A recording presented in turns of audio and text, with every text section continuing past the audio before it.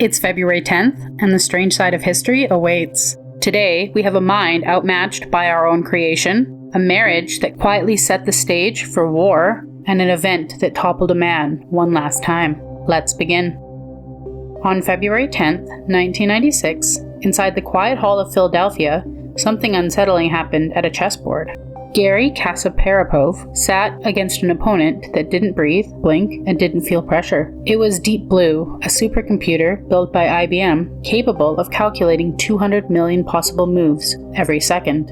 When Garry resigned the first game, the room fell silent. For the first time in history, a machine had defeated the reigning world chess champion under standard tournament conditions. Garry would recover, adapt, and ultimately win a 6-game match, but something had already shifted. The millions who watched sensed it. This wasn't just a loss on the board, it was a warning. Blue Deep didn't celebrate, it didn't hesitate, it simply learned.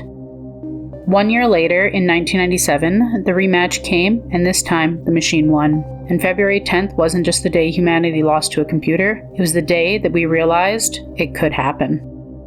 On February 10, 1840, inside the candlelit Chapel Royal at St. James Place, a young queen made a decision that would quietly seal Europe's fate.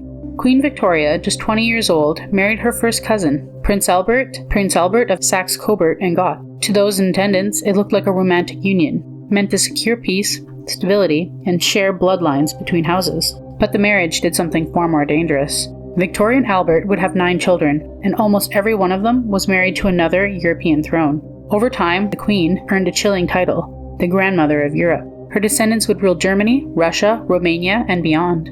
By the early 20th century, Europe's most powerful men weren't just rivals, they were family. Germany's Kaiser, Wilhelm II, Russia's Tsar Nicholas II, and Britain's King George V were all cousins, raised together, writing letters to one another as war loomed. When diplomacy failed, it wasn't strangers who went to war. It was grandchildren turning armies on each other.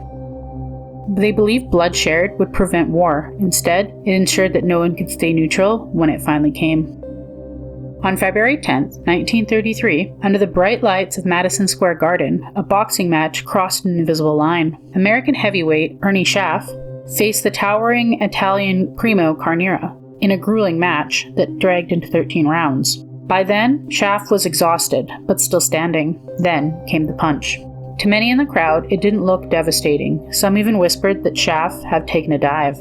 But the moment he hit the canvas, something was wrong. He didn't rise. His body stiffened, stared through the light. He slipped into a semi-coma before leaving the ring. Doctors rushed him into emergency brain surgery. Fighting swelling they couldn't stop. 4 days later, Ernie Schaff was dead. The autopsy revealed a brain hemorrhage, likely damage made fatal by his injuries suffered months earlier in a brutal fight against Max Baer. That night in New York hadn't killed him outright, but it had finished something that was already broken. Carnera was shattered by the death. Although he would later become the heavyweight champion, those close to him said he was never the same. The cheers faded and the lights went out, and one man never woke up, reminding the sport what violence truly costs. Another day, another strange bite from history. Like, comment, and subscribe. Your next eerie dose is just a day away.